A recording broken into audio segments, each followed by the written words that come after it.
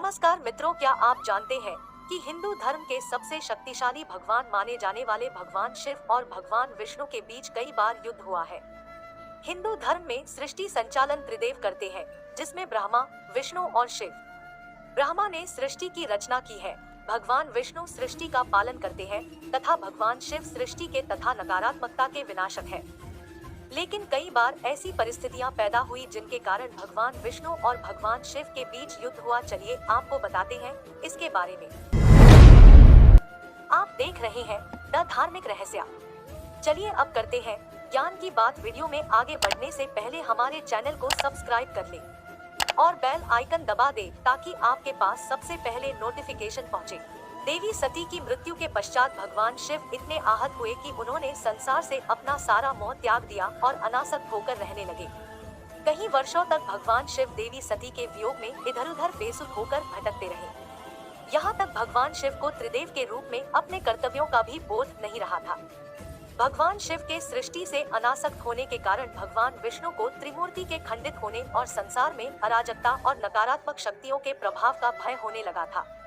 उन्होंने कई बार शिव को संसार के प्रति आसक्त बनाने का प्रयास किया, लेकिन जब भी विष्णु भगवान शिव को संसार के प्रति जागृत करने तथा उनकी अनासक्ति को दूर करने का प्रयास करते हैं, तो भगवान शिव क्रोधित होकर उन्हें वहां से चले जाने के लिए कहते हैं और यह कहते थे कि सती की मृत्यु के लिए वे दोनों भी जिम्मेदार हैं। लेकिन फिर भी भगवान विष्णु को महादेव वापस लाने की एक तरकीब सूझी।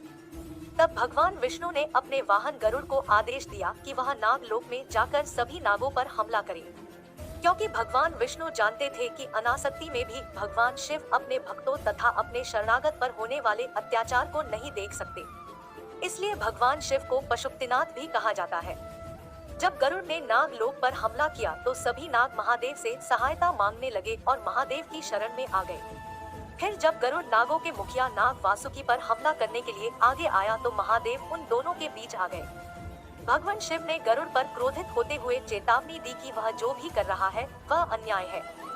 इस पर गरुड़ कहता है कि स्वयं भगवान विष्णु ने उन्हें नागों पर हमला करने का आदेश दिया है, तो वह भगवान विष्णु के आदेश का पालन अवश्य करेगा। गरुड़ की यह बात सुनकर भगवान शिव को अत्यंत क्रोध आ गया।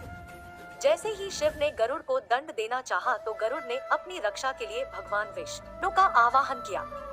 गरुड़ की पुकार सुनकर विष्णु वहां पर आ जाते हैं। विष्णु भगवान शिव को समझने को कहते हैं कि पहल नागलोक की तरफ से हुई थी और गरुड़ को सांपों का संहार करने के लिए मैंने ही कहा था। लेकिन जैसा कि हम जानते हैं कि भगवान शिव हमेशा न्याय करते हैं, इसलिए उन्होंने यह कहकर कि इसमें गरुड़ का अपराध ज्यादा है, वह गरुड़ को मरने के लिए आगे बढ़ते हैं। तब भगवान विष्णु अपने भक्त गरुड़ की रक्षा करने के लिए महादेव के सामने आ जाते हैं। तब भगवान विष्णु और भगवान शिव के बीच महायुद्ध शुरू हो जाता है। दोनों योद्धा शिव और विष्णु इस सृष्टि के पालनकर्ता तथा विनाशकर्ता है। दोनों की शक्तियां भी एक समान होने के कारण दोनों समकक्ष कहलाते हैं। इसलिए उन दोनों के बीच चल युद्ध का कोई परिणाम नहीं निकल रहा था। तब युद्ध को समाप्त करने के लिए भगवान विष्णु ने अपनी पूरी शक्ति के साथ भगवान शिव का गला दबा दिया। नारायण की इस हरकत से शिव अत्यधिक क्रोधित हो गए। उन्होंने विष्णु को पूरे जोर से धक्का मारा, जिससे विष्णु थोड़ी पीछे सरक गए। तब भगवान शिव ने क्रोधवश अपना त्रिशूल विष्णु की तरफ छोड़ दिया। त्रिशूल बहुत वेग से विष्णु के छाती पर जाकर लगा। विष्णु के छाती पर त्रिशूल के वार से महादेव को अपने किए का आभास हुआ कि उन्होंने अपने भक्त और अपने आराध्य विष्णु पर ही त्रिशूल चला दिया। यह बोध होने पर शिव की आंखों में आंसू आ जाते हैं और वे तुरंत ही नारायण को त्रिशूल से मुक्त करते हैं। इस तरह महादेव संसार के प्रति अपनी अनासक्ति को त्याग कर संसार और त्रिमूर्ति के कर्तव्यों के प्रति आसक्त बन जाते हैं। त्रिशूल के वार से विष्णु के वक्ष पर 3 घाव बन जाते हैं और विष्णु द्वारा शिव का कंठ दबाने से शिव जी के कंठ पर उंगलियों के निशान बच जाते हैं, जिसके कारण भगवान शिव को शीती महादेव के नाम से जाना जाने लगा। विष्णु यह जानते थे कि शिव को त्रिमूर्ति के कर्तव्यों के प्रति आसक्त करने का यही एक उपाय है। तो देखा मित्रों, आपने विष्णु भगवान की इसमें भी एक लीला ही थी।